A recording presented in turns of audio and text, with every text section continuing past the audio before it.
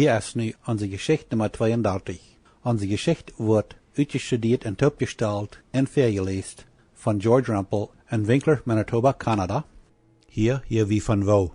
De Wuterknappheit en de Ojalajewakolonie bij Cuauhtemoc, Chihuahua en Mexiko.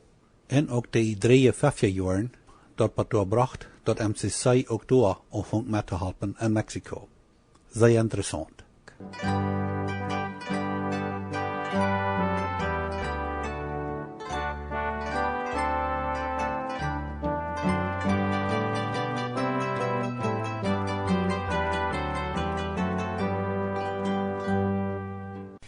Ditmaal vertellen we eerst nog een beetje van wo dat MCC in Rusland hongersnood met houdt. En dan fangen we aan wat ervan te vertalen wat in dem amischen Nachrichtenblatt Budget 1953 en 54 bericht worden is van wo dat MCC de Mennoniten bij Cuauhtemoc, Chihuahua houdt. En wo dat doorgaan viert dat de amische uit de Verenigde Staten en Canada de Jermolied geld lient om ihr land te geven. De oud-kolonische leiderschaft in Mexiko wordt ook van MCC gevraagd naar methelpen in Rusland. De voorstehers maken bekend dat in Rusland veel mensen en ook veel Mennoniten hongeren moesten. Einige predikers maken dat ook bekend van de kansel uit. En de oud-kolonische voorsteher in Chihuahua sammelden geld en schickten dat naar dat MCC en de USA. Ik kan niet zeggen wer in Mexiko damals alle geld gegeven heeft en hoeveel. Maar als dat MCC de arme mankte Mennoniten in Chihuahua later 1953 en 54 ook hielp en vele van de ooms door jaren werden dat ihre lied zich van dem MCC helpen leiden, dan heb ik toegehoord van onze voorderstof van vertaalden dat oud-koloniën dem MCC durch ihre Vorsteher geld geschickt haben, um de Hungersnood in Russland mildern helpen, en dat sogar ook Isaac M. Dick geld gegeven heeft dazu. We hadden ons allemaal wat ervan verteld, dat het in Chihuahua, Mexiko 1950, 51, 52 en 53 zeer weinig regende, en dat het in die jaren besonders op de motorkolonien Zwijfkrant en Manitoba zeer weinig voeder geeft. Dadurch worden door in deze jaren vele lied nog weiter zeer arm. En dan informiert dat MCC de gemeenten in de USA dat zij Mexikanische Mennoniten aan ihre armoede helpen willen en dat Mennonitische gemeenten in Canada en de US daaraan deelnemen kunnen. Vele verschiedene gemeenten, besonders de amische Mennoniten, nemen daaraan deel. Arme lied maakt de Mexikanische Mennoniten in Chihuahua kregen 1953 en 54 zeer veel hulp durch dat MCC. We zeiden ons ook al eer dat het op de Noordkolonie in de aanvangs 1950 jaren op eingesteden middelmäßig goede arenden gegeven had, wist dat land dan nog frischer weer en daar ook een beetje meer geregend had. Maar dat weer niet overal zo op deze kolonie. En de Mennonitische dorpen geeft dat daar ook zeer weinig en vele dorpen. En vele lied worden daar ook zeer arm. We willen nu aanvangen daarvan te vertalen hoe de arme families dat in Mexiko durch deze 3 jaren gegaan heeft. En ook van wo dat MCC arme families 53 en 54 bij Cuauhtemoc heeft verzocht met te helpen. Im Jahr 1950 reden dort in Chihuahua al zeer weinig. En vele dorpen weer de vormen ihre arend zo klein dat ze niet genoeg voeder kregen voor ihre Pferden en Rinder. Im Jahr 1951 hadden al vele Büros nicht genug Zoothover um ihren Acker bestahlen. Aber meistens können so eine Büros noch Zoothover kriegen von Büros, die noch mehr Hover gekriegt haben, als sie brauchten, oder noch von Eier liegen haben. Aber dat Regen war da mal so wenig, dat viele Lied war da nicht Zoothover kriegen und auch nicht genug Futter kriegen für ihre Pferden und Rinder. Besonders die Büros, die noch mit ihrer großen Arbeitspferd den Acker bestahlten. Immer mehr Büros verkauften ihre große Arbeitspferd durch Wegen und kauften billige Traktors. Im Jahr 1952 mussten all noch mehr Farmer ihren Zoothover kaufen oder sogar borgen. Viele beiden den von Aaron Redderkop in Cuauhtemoc. Aber nicht alle Formen hatten den Mut, noch weiter Zoothover oder Zootschoblen zu bargen. Viele hatten noch kein Geld, um welche Traktors zu kaufen. Von so einer uitgebuurde Bürgers verpachten einige lieber billig ihr bestes Land, wenn dort wer pachten will. In de meeste mennonitische Darpareien dort 1952 war da so wenig, dort de Formen war da mal eine sehr kleine Ahren kriegen. Noch mehr Bürgers verkauften ihre schmacke große Arbeitspier, um weniger Futter zu brocken, um dort weniger Futter für die Mahlzeit zu holen, von wo sie lebten. Wie den Dieren Futter kaufen mochten, wohl immer noch weniger von Mahlzeit überblieben, zodat bij viele Lied nicht mehr genug überblieben wollte zum Leben. Viele Bürgers verkauften wat von ihrer Mahlzeit zum Futterkaufen kennen für ihre Ewigkeit. Aber willst die Kolonisten so viel Rinder zu gleicher Zeit verkaufen wollen, mussten sie die viel zu billig verkaufen. Für ihre große Schmacke Pier kriegen die Bürgers überhaupt meist nicht. Hier und da schlacht mal ein Bür ein oder zwei von seinen Pier, kocht und dreht das Fleisch und schreut dort manch sein Hühnerfutter. Im Jahr 1953 mussten noch viel mehr Formen ihren Zoothover in Zootschoblen bargen. Und das Bargen war sehr schwer, besonders für so eine Bürgers, die ihre Latjosche Zoot noch nicht betont haben. Das ist, wo MCC anfängt, viele arme Bürgers Geld zu leihen zum Zoothover und Zootschoblen kaufen. Aber nicht alle arme Lied wollen sich vom MCC helfen lassen, weil es viele uns zu jähen wären. Noch mehr Bürgers wären 1953 all so uitgebuurt, dass sie nicht den Not abbringen können, noch mehr Schuld zu merken und dann vielleicht doch weiter nichts oder meist nichts kriegen. Und dort Reihen 1953 wirklich war da mal sehr wenig. Und einige Darpa kriegen die Lied so zu sagen nicht. Noch viel mehr Lied verkauften nu wat von ihrer Mahlzeit zum Futter kaufen können für ihre Ewigkeit. Im Jahr 1954 lieben noch viel mehr mennonitische Bürgers vom MCC Geld zum Sozietreid und Traktalien kaufen, noch weiter ihren Acker bestellen zu können. Und noch mehr Lied werden gedwungen, immer weiter zum MCC zu kommen, nur Geld für einen Sack Mehl und so wieder. Aber 1954 reden dort endlich mal weiter genug am großen Bustierstol, um durchschnittlich alle Formen eine mittelmäßig gute Abend anzubringen. Von da an verbessert sich die Mennoniten ihre wirtschaftliche Lehre am großen Bustierstol. Gerade an diesem Jahr, 1954, fangen die Lieder in Guillermo Durango an, noch Geld zu sägen, ihr gepachtet Land kaufen zu können, wann im Januar 1955 ihr Pachtkontrakt uitranen wurde.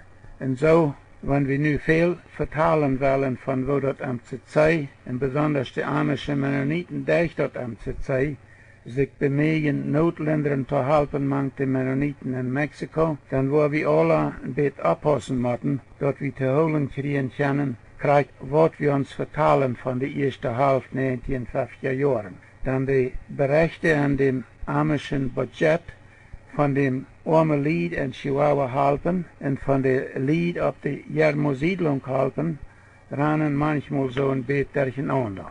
Die Jahre 1950, 51, 52 und 53 wären gewöhnlich 3 Jahre in Chihuahua, Mexiko.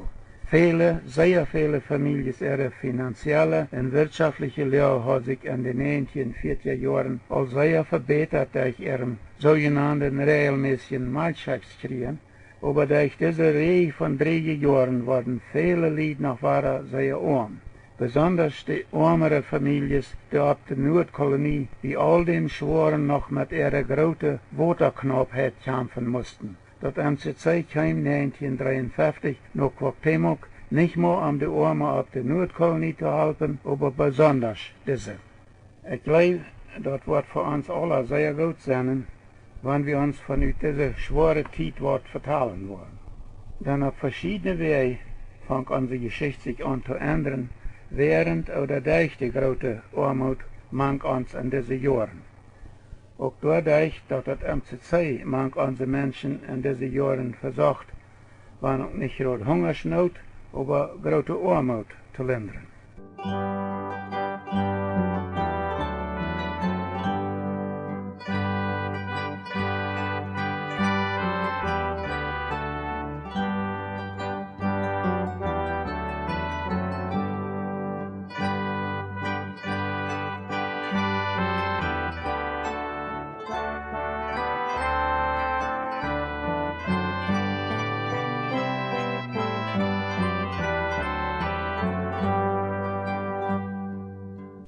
Nu fangen wir an von de Berichte en de amische Nachrichtenblad Budget te vertalen. Am 19. Februar 1953 schrift William H. Stauffer in eine amische Tijdschrift oder Nachrichtenblad, wat Budget heet, so. Als antwoord zu einem Raub von onze Brüder in Mexiko fuhren mein Freund, ein erfahrener Barmbohrer von Nebraska, en ik naar Mexiko en verbrachten door de laatste week met alkolonische Mennoniten dicht bij Cuauhtemoc, Chihuahua en Mexiko. Wir wollen hier von diesem Bericht und auch wieder von vielen anderen Berichten bloß kurze Enge vertalen. Stauffer schrift unter anderem wieder. Von 40 bis 50 Mil Norden von Cuauhtemoc wohnen ungefähr 200 mennonitische Familien en ungefähr 10 Darpa. Dat handelt sich hier an der Noordkolonie Darpa und dort werden 13 Darpa. Diese Lied haben noch ungefähr 400 Rinder und 250 Pferd in jeder Darp und die sind sozusagen ganz uit Water. Wir hören Geschichten und sagen mit unseren eigenen Augen, dass früher mit Pferd und Wels mit 200 Liter Watertonnen daarboven, was 13 Mil den Tag fahren mussten, für ihre Familien und Vieh genug Wasser in Huis zu holen für einen Tag. Diese Lied versuchten einen Baum zu steiten, mitten auf der Kolonie. Die kamen mit ihrer Maschine bei 900 Schaddeib, so wie aus dieser Maschine steiten können, und fangen nicht Wasser. Man glaubt, wenn das Loch noch 200 oder 300 Schaddeib gemerkt werden kann, dann kann da vielleicht eine Waterleue gefangen werden. Stauffer schrift wieder, wir schlonen fair eine gebrauchte Bohrmaschine in Kansas zu kaufen und die dort handzuschecken. Und wir weten noch von einem erfahrenen Barmbohrer, der willig sein wird, freiwillig einen Barm zu bohren für diese Menschen. Und dann schrift Stauffer, eine andere allgemeine Help, was den Mennoniten in Chihuahua fehlt, ist diese. Da sind eine toennemende Zahl von Familien, die ganz abhängig sind vom MCC für Mehl zum Eten. Und auch für Saatgetreide, um ihren Acker noch weiter bestellen zu können. Viele Farmer haben al letztes Jahr und das Jahr davor ein 12% Geld geliehen, um ihr Saatgetreide zu kaufen. Und die haben auch in diesem Jahr kein Geld, Saatgetreide zu kaufen. Stauffer schließt seinen Bericht im Budget mit dieser Wert auf. Dit sind unsere Brüder. Laat uns die helfen. Wenn die angereicht worden sind zu helfen, dann schickt ihr Geld nach dem MCC in Akron, Pennsylvania, und sagt an, das ist für Mexiko. Ich sehe mir sicher, wir waren alle Recker sein, wenn wir helfen wollen. Am 5. März 1953 gibt Reverend William H. Stauffer im Budget weiter einen Bericht über die Armut in Mexiko und raubt die Mennoniten weiter ab zum Geben. Unter anderem sagt er bei seinem Appellieren so, das ist nicht möglich, etwa über die Grenze in Mexiko hineinzuschicken. Wir müssen unsere Gaben und Geld durch das MCC geben. Am Ende von diesem Bericht sagt Stauffer, das Publikum ist eingeladen bei uns, den 8. März in die Mennonite Church zu kommen, dort die Lichtbilder von Mexiko zu sehen, die er durch Sonntag 37 PM wiesen will. MCC hat 1953 nicht eine Bohrmaschine gekauft für die mexikanischen Mennoniten, aber sie haben Geld nach Cuauhtemoc geschickt und viele Lied mit Mehl zum Eten und Saatgetreide zum ihren Acker besehen verholfen. Am 7. Mai 1953 schrift E.B.J. Joder im Budget unter anderem so, ich soll, wenn ich bei Mexiko komme, einen Bericht schreiben. Ich sehe hier nu in Cuauhtemoc bei Reverend B.H. Jansen, der hier vom MCC angestellt ist. Hier ist viel Armut, manche Mennoniten, manche Mexikaner und auch manche Indianer. Ein Mennonit sagt mir, dass er an 4 Stunden eine Fuhr Wasser an Huis holen für seine Familie und sein Vieh. Ich wünsche, mehr Menschen von den USA können die armen Verhältnisse hier sein.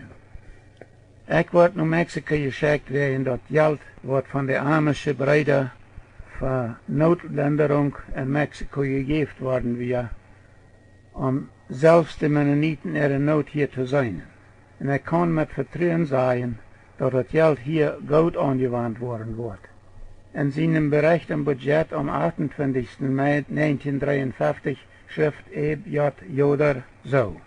Bei Herr Jansen von Newton, Kansas, ist ein Cuauhtemoc angestellt vom MCC, um Rechten zu sein, wann die Lied noch Hilfe kommen.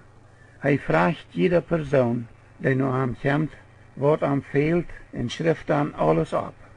Viele gibt er Mehl und Cereal. Wenn ein Mann kommt und fragt noch Zootgetreide oder noch Traktelin, dann gibt er ihm eine Note, mit der er dort schepen kann, was am fehlt. Und er hat dann eine Note unterschrieben, dass er das Geld zurückholen wird, wenn er eine Abend kriegen wird. Und wenn er das Geld bijna ein Jahr zurückholen kann das Geld weitergebracht werden, einem anderen an seine Not zu helfen. Viele werden dort wahrscheinlich nicht zurückholen können, aber Menschen wurden hier geholfen, mit Zootgetreide, Gordon, Zotig, Traktelin und sogar mit Pumpenabstallen zum Bewotern. Dit sind waren bloß korte Einigjes uit Joder seinem Bereich, aber die Reden von vielen Mennoniten ihre Armut, nur dem dort ab vielen Städten al 3 Jahre so gut als keine Abend gegeben hat, ließ das nicht regnen. Und auch von der großen Waterknappheit auf der Nordkolonie. Und nun nehme ich korte Einigjes uit Berichte am Budget, geschrieben von einem John W. Martin. Am 20. August schrift Martin, als ich nach Mexiko kam ich das erste nach Gerhard Klassens am Dorf Rosendahl, wo ich 10 Jahre zurück einmal 15 Monate gewohnt habe mit meiner Familie Top.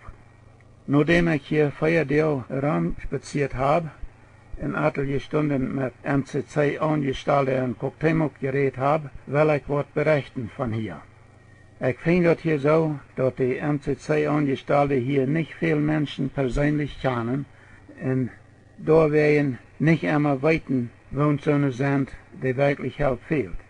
Und ich möchte auch, dass auch mal wer einen Sack Mehl vom MCC holt und dann den ein bisschen billiger verkauft, als der am Stuhl kostet und dann Schnaps da verkauft. Aber das ist vielleicht eine Übung. Wir brechen hier weiter verdammt mal auf. Nächstes Mal vertellen wir mehr von wo dort MCC arme mennonitische Familien wie Cuauhtemoc, Chihuahua 1953 und 54 halt. Und danach war da mehr von wo dort auch für die Lieder in Germo noch einmal schwanger wird. Was nächstes Mal? Ich sehe George Ramble.